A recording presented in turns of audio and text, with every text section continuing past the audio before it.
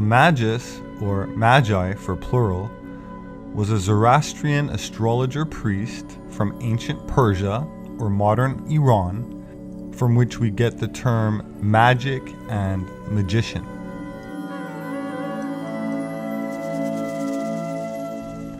In Western mythology, they have been referred to as sorcerers and wizards or shamans. In Farsi, the Indo-European or Aryan language spoken in Iran, magi was the original term for fire worshipper. They were the guardians of the sacred and eternal fire, or a flame or altar fire, which remains lit inside their temple 24 hours a day for millennia.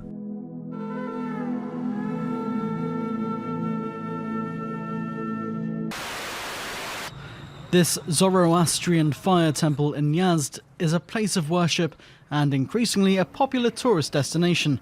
It's home to the Atash Beram, the fire of victory, which has burned for over 1,500 years, a centerpiece of the world's oldest monotheistic religion. The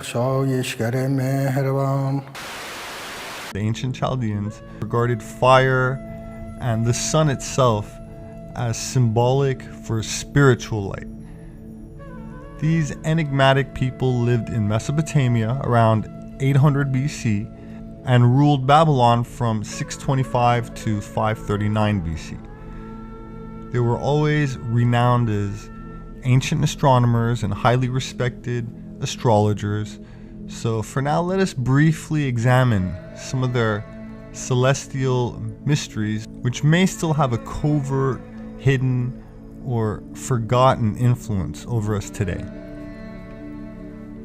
The planets can be distinguished from all other stars in the sky because they change their position slightly against the background stars from one night to the next, and their brightness varies in a regular cycle over a period of time. Where all other points of light seem to move together in a fixed position in relation to each other, there are 5 visible planets that can be observed and followed from Earth using the naked eye, which move independently and seem to wander around on their own. The ancient Greeks referred to them as planetes asteris, which means wandering stars, and is from where the word planet is derived.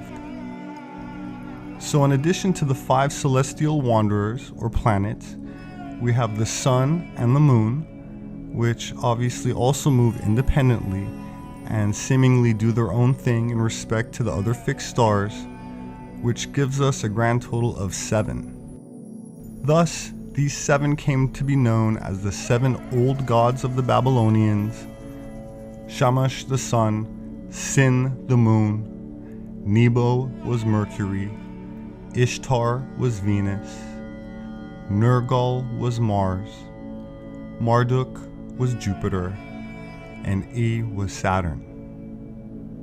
To the Hebrews, they were the archangels: Michael, Gabriel, Raphael, Samuel, Uriel, Amiel, Zadkiel. To the early Christians, they were the angels of the 7 churches. They were represented among the Jews, Babylonians, Egyptians, and Persians by the 7 branched candlesticks known as the menorah, or their 7 flamed altar fires. Our days of the week were named after the planets of Hellenistic astrology, and by Hellenistic I mean relating to Greek or Macedonian history, from the death of Alexander the Great in 323 BC to the defeat of Cleopatra and Mark Antony by Octavian in 31 BC. So during this period, Greek culture flourished, and we can see the 7-day week spread throughout the Roman Empire. Mars was Ares, Mercury, Hermes, Jupiter was Zeus, Venus was Aphrodite, and Saturn is Kronos, and of course the sun and the moon. Where the sun and fire symbolically represented spiritual light, the 7 planetary deities also had an esoteric, occult significance. Calendars and cycles of time were very important for things like agriculture and navigation, but there was another equally practical aspect to astrotheology, which definitely falls into the realm of internal alchemy, or let's call it spirituality, which is the true secret of all the solar mysteries, without exception. In the words of occultist Manly P. Hall, honorary 33rd degree Freemason, we begin our problem this evening with the problem or study of the 7 deities, or as Plutarch refers to the mystery, the 7-rayed God. Why was the 7 so vastly significant a number in ancient times? How does it happen that this number coincides with what the ancients called their planets, consisting of 5 planets we know today and 2 luminaries? These 7 bodies in peculiarly close relationship to the earth and appearing to move around it have for the longest period that we know been highly symbolical and highly significant in relation to theology.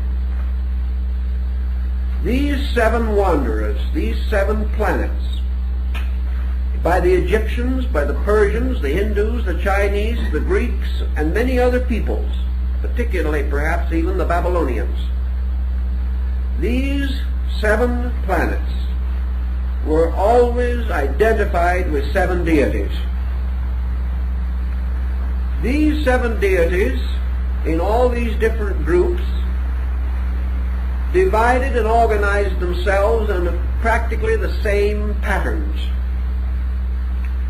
And the powers of these deities, regardless of the names by which they were known, were identical. Thus the number 7 comes to us with a tremendous and almost awe-inspiring pressure of validity. But we also know that in the Buddhist doctrine there were 7 primary Buddhistic powers. These 7, the great eternal bodhisattvas, are never represented, however, in their fullness. We have only 5. We have the mention of 7 Dhyana Buddhas, but we only have pictorial presentation of 5, arranged in the form of a hollow square with the 5th in the center. Now the Greeks had the same subterfuge of using 5 and 2 in a very strange combination. Philo-Judaeus tells us that the 7 planetary gods were the vowels, or the 7 powers of sound. Is it not interesting, therefore, that we are still having trouble with our 7 vowels? We only recognize 5. And we have a funny old doggerel verse that has been used in school for a long time. The vowels are A, E, I, O, and U, sometimes W and Y. We've never been able to quite arrange this W-Y situation. We have, however, the 5 vowels that we know. So this 5 again appears. And wherever this 5 appears, it has been tied to the planetary mystery.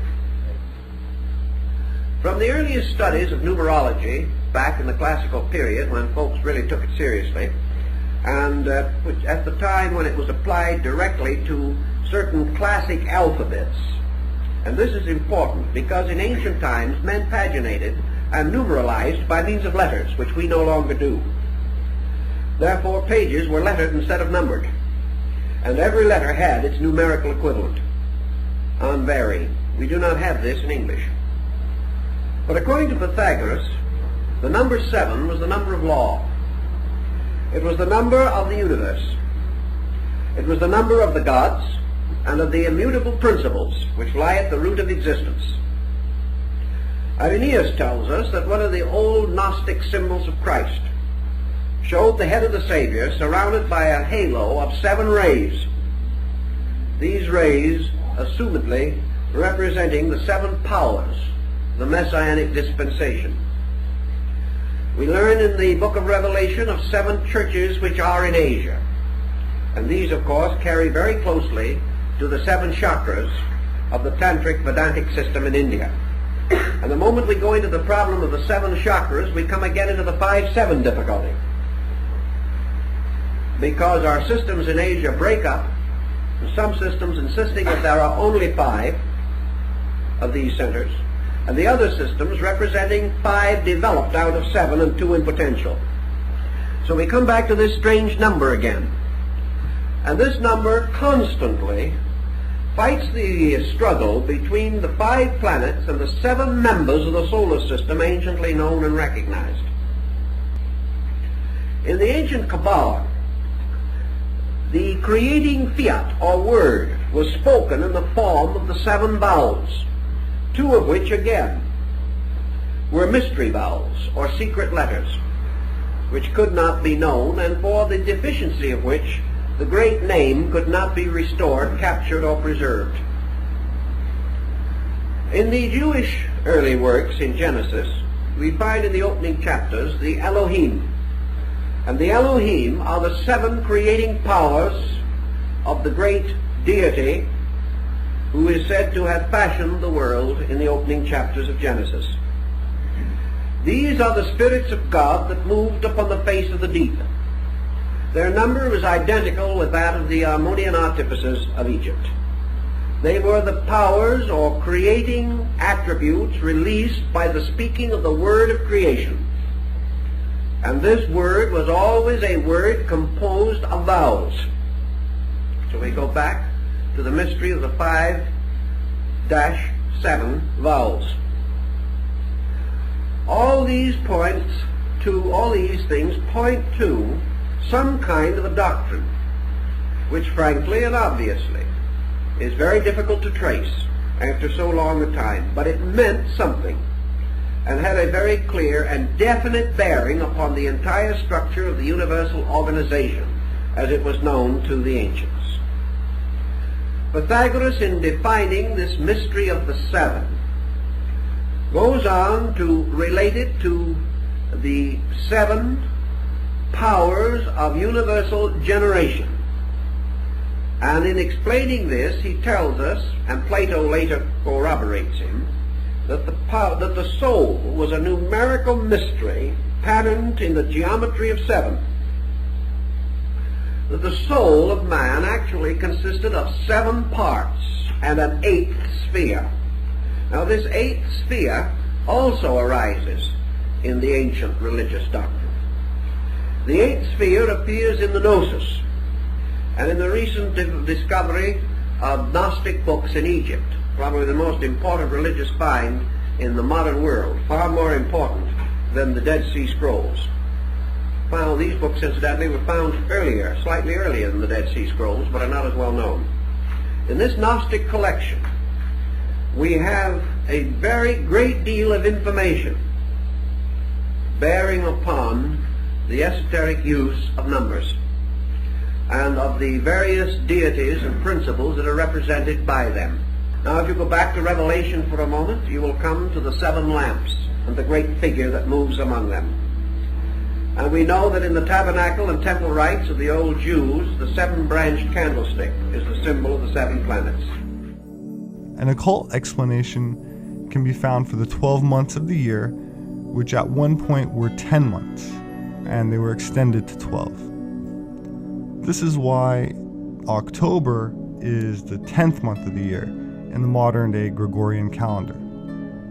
The month kept its original name from octo, which means 8 in Latin. An octagon has 8 sides, an octopus has 8 tentacles, but October is now the 10th month. And December, which means 10, the prefix DEC means 10, became the 12th month.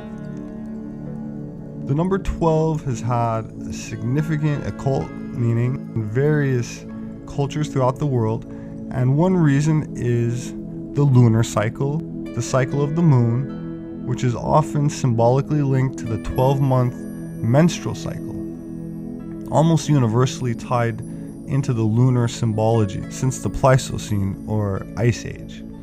It is clear that women were not always so disrespected as they are today, and this cycle was at one time very, very sacred and revered, where in modern times it's labeled as unclean and basically taboo. 12 represents the division or fractioning of unity into 12 parts. An ancient civilization, which likely spanned the entire globe, wanted to make sure a connection to this divine number was never lost. We can see the 12 labors of Hercules, 12 sons of Romulus, 12 knights of King Arthur's Round Table, 12 followers of Buddha, 12 followers of Quetzalcoatl, 12 tribes of Israel. We read about the 12 brothers of Joseph, the 12 great patriarchs, 12 disciples of Christ. The tree of life bears 12 fruits. And even Himmler and his 12 knights in the Nazi SS. So it's clear there's occult significance. 12 inches in a foot, 12 days of Christmas, 12 grades in school, and of course, the 3 important cycles of the day, year, and great year, which have the day and night divided into 12 hours, the 12 months of the solar year, and 12 zodiac ages of the great precessional year, respectively. So let's consult Manly P. Hall again and see what kind of insight he can shed on this. Now, in Greek mythology, there was a group called the Titans. And the Titans are the ones who stole Dionysus, or Zagreus, the son of Zeus, took him out into the fields of space, killed him, boiled his body, and ate the flesh. And when this occurred, Zeus, becoming aware of the smell of the fire in which they were cooking the body of his son, turned his attention, his one eye, which like the eye of Otan was the eye that saw all, turned this eye upon the Titans in chaos, perceived their crime, and launched his thunderbolt upon them, in which he destroyed the 12 primordial forces. He then took the ashes of these forces, containing within these ashes the burned blood of his own son, and from these ashes formed the bodies of mankind. Therefore, man contained within himself the 12 titanic principles and the blood of Bacchus. And the sacraments and ceremonies relating to this are part of the Greek mystery of the Eucharist. Now, in this situation, the Titans, astrologically and astrotheologically, represent the primordial power of the 12 constellations. This term, precession of the equinoxes, to one completely unfamiliar with the subject, is just a little difficult to explain briefly. Each year, the sun reaches the equinox slightly sooner than the year before. That actually the coming of the sun is a little over 1 minute earlier each year, making an astronomical degree in about 72 years. Thus, every 72 years, the sun seems to drop back at the equinox 1 degree. If it so does, it drops back approximately 30 degrees every 2160 years. And it drops back around the entire circle to any hypothetical point in one longer cycle of 25,920 years. In this period of time, the sun seems, only by appearance, seems to drop back around the entire circle of the zodiac, falling backward or fading backward at the rate of 1 degree every 72 years. This has been a very important time pattern, and the complete precession of the equinoxes, requiring 25,920 years, is referred to as the Great Platonic Year. And this peculiar heavenly motion has significance in a very wonderful way, and is perhaps the most important link that we have between astronomy and religion in ancient times. The precession of the equinox, therefore, means that every 2160 years the sun reaches the equinoctial point in a different sign of the zodiac, each sign constituting 30 degrees. If this occurs, then, we see the appearance of the precession, in which the sun appears to enter each sign in its last degree, and by precession move backward through it to its first degree, and then pass into the next sign, entering that at its last degree and moving back to the first. This peculiar observation, the study of the Platonic year, has led to a great many wonderful symbols and philosophies. The first stargazers on their tall towers or ziggurats in the land of Babylon, these stargazers were astronomer priests. There was no differentiation between science and religion. My name is Robert Sepper.